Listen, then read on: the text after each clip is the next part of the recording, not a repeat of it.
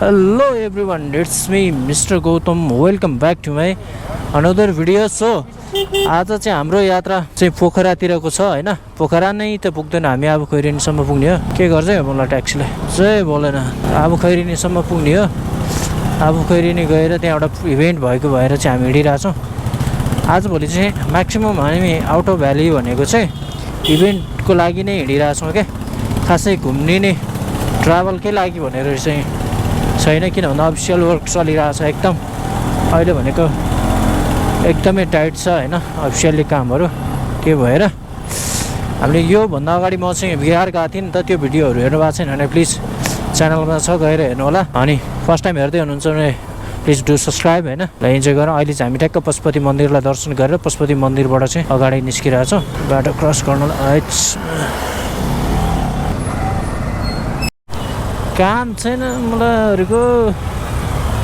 10 जना आयो, 10वटा झन्डा बोक्यो, मलाई जनतालाई दुःख दियो। यस्तो राजनीति छ। आन्दोलन गर्ने चाहिँ 10 जना छन्, सेक्युरिटी चाहिँ 50 जना होला। राइडिङ चाहिँ अब कलङ्कीबाट चाहिँ अगाडि बढिरहेछौँ हामी हैन। हामी भन्नुको मतलब मसँग एउटा मेरो भाइ पनि छ के, त्यो भएर चाहिँ दुईजना भएपछि त अभियसली हामी भयो नि त। हाम्रो यात्रा सुमधुर र सुरक्षित रहोस् भन्ने कामनाका साथ हामी कलङ्कीबाट चाहिँ थानकोटतर्फ लागिरहेछौँ। थानकोटमा गएर चाहिँ एकछिन काम छ क्या त्यहाँ। आई होप यहाँबाट तल चाहिँ जाम नहोस् हैन। थानकोटको चेकिङको स्थिति यस्तो छ, त्यहाँनिर बाइक चाहिँ रोक्दैछ। के भएर सोल्टीहरूलाई के कहिलेदेखि समातेर राखेको गाडी होला हैन। अब हामी चाहिँ हाम्रो यात्रा थानकोटबाट चाहिँ तल झरिरहेको हो हैन। थानकोटबाट यता सुरुङ मार्ग छ नि के, यहीँ त हो नि, यहाँसम्म आउने हो क्या।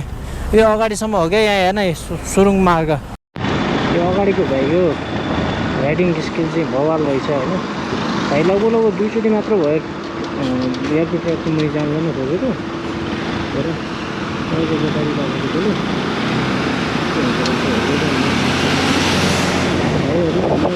अब चाहिँ हामी गल्सी आइपुग्यौँ होइन। यहाँ बसेर चिया खाएर गइदिने है क्या हो। तर गर्मी चाहिँ लास्ट गर्मी छ गल्सीमा होइन। यसो हेरौँ के भन्छ माहौल, मात्र चिया खाने भन्ने प्लानमा हो। यहाँ चाहिँ के को जाम हो, के ब्रिज भत्केछ क्या। यहाँ खाल्डो पुर्न लगाइरहेको रहेछ सोल्टीहरूले।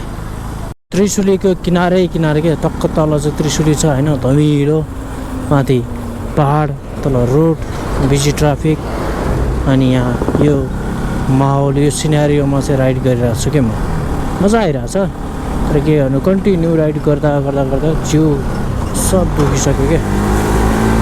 ओभरटेक गर्न नमिल्ने हो हुन चाहिँ, जे भए पनि ओभरटेक गरी बस्न सकिँदैन। यो चाहिँ रसुवातिर जाने बाटो हो क्या। यो चाहिँ यहाँबाट यताबाट रसुवा पनि हुन्छ। हामी चाहिँ अब यो चाहिँ मलेखु हो। हामी यतैतिर बस्छौँ होला सायद। बसेर चाहिँ यसो चिया कफी खाएर जाने भन्ने प्लानमा छ। हेरौँ कता हुन्छ। यसो अलि राम्रो खालको रेस्टुरेन्ट भइदिएदेखि हुने हो। यहीँ बसौँ न त ल। झरे बज्या के भयो, कति चलाइरहेको खुट्टा खन्द्रङ पारेर। अनि खुट्टा कति चलाएको, यस्तो उचालेको छ। फेरि ब्याग हल्ला छ, नहल्ली भन्यो हल्ल्या छ, बटारिया छ। दुएपछि त सहनी हो, चुपो लाएर बस्ने हो। अगाडिको मान्छेलाई दुख्दैन, पछाडिकोलाई चाहिँ अलिक बढी दुख्छ के। यो त बस्नै नभने भाइ। तैँले त मलाई त्यो अगाडिबाट पेलेर हात धरि जति पनि फोर्स छ नि, त्यो 3 जनाको फोर्स यसरी पेलेर मेरो हातमा परिरहेको छ। यसरी चलाइरहनु पर्छ। टोक्या जस्तो एकदम मिठो रहेछ क्या माछा। कति प्लेट खाइस्? शुद्ध 3 प्लेट भयो। 3 प्लेट हान्छ कि सही।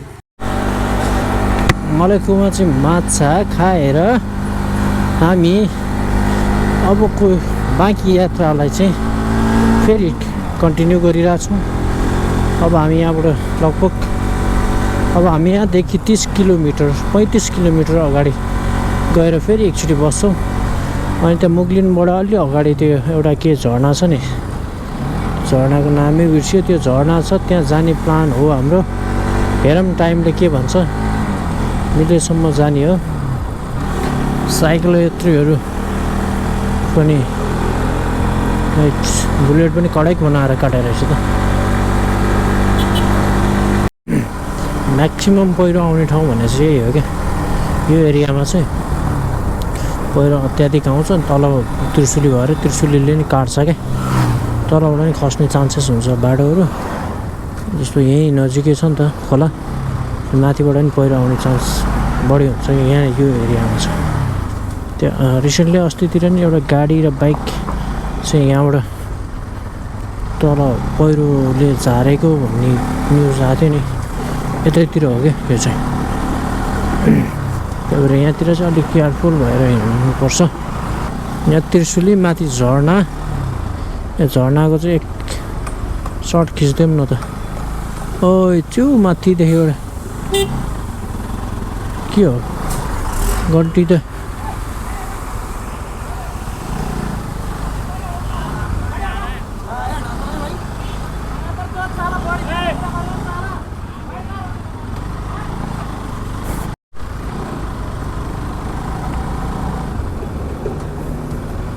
यस्तो यस्तो ट्र्याकहरू चाहिँ पश्चिम जाँदाखेरि चाहिँ दामी देख्छ क्या। पश्चिमतिर चाहिँ होइन अति बवाल भेट्छ क्या। यहाँ पनि बाटोहरू त अहिले त राम्रै छ होइन, जाम नपर्ने हो भने त यो बाटो पनि अति दामी छ क्या।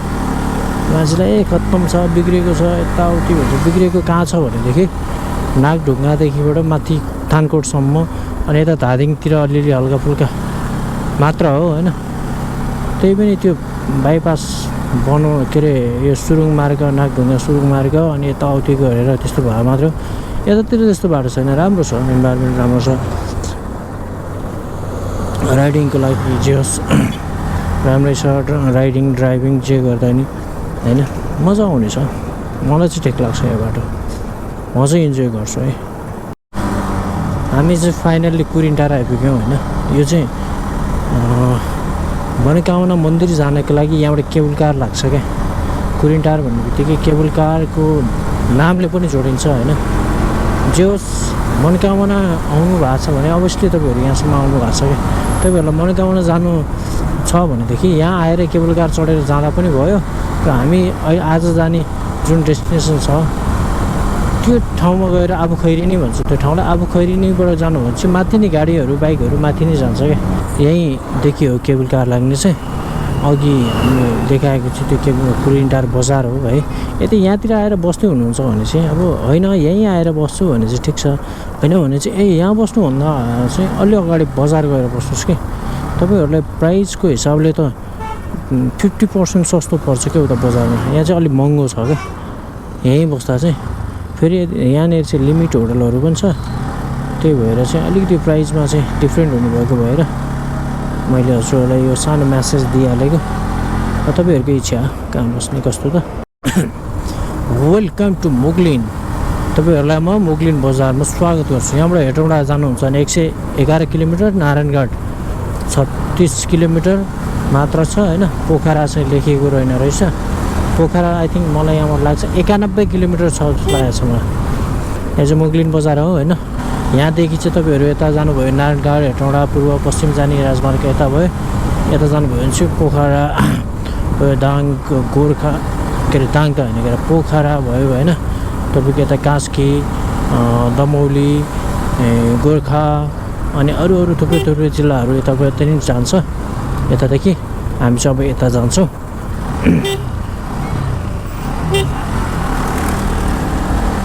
यहाँदेखि यहाँ पनि बस्नुको लागि त एकदम अघिसम्म माथिसम्म गर्मी थियो क्या, एकदम गर्मी थियो। यहाँनिर चाहिँ एकदम रमाइलो छ, इन्जोय गर्न मिल्ने ठाउँ छ यो। यो चाहिँ नयाँ ब्रिज हो के, अनि खासमा पुरानो ब्रिज उता थियो, उताबाट चाहिँ जाने हो होइन। हामी चाहिँ यतै पुरानैपट्टि जाउँ।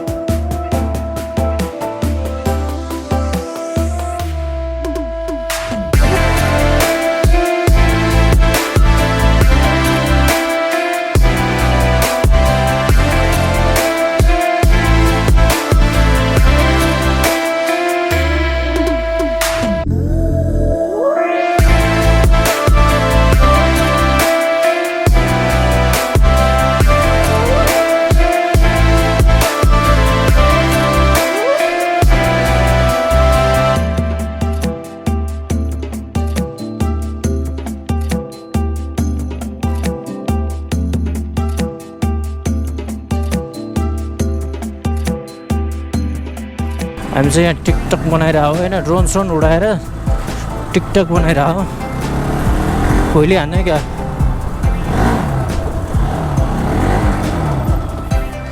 उहिले गाली गर्छ नि हान्न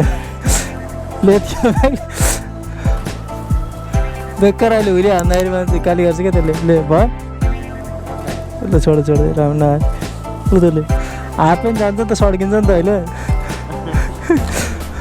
यहाँसम्मको यात्रा सकेर चाहिँ अब लगभग 17 किलोमिटरमा हाम्रो चाहिँ डेस्टिनेसन आउँछ होइन अहिले नि तपाईँहरूलाई बाई गरेर भोलिको अर्को नेक्स्ट ब्लगको लागि चाहिँ रेडी हुनुहोस् भन्दै सबैलाई चाहिँ बाई हो नि त कहिले दिवस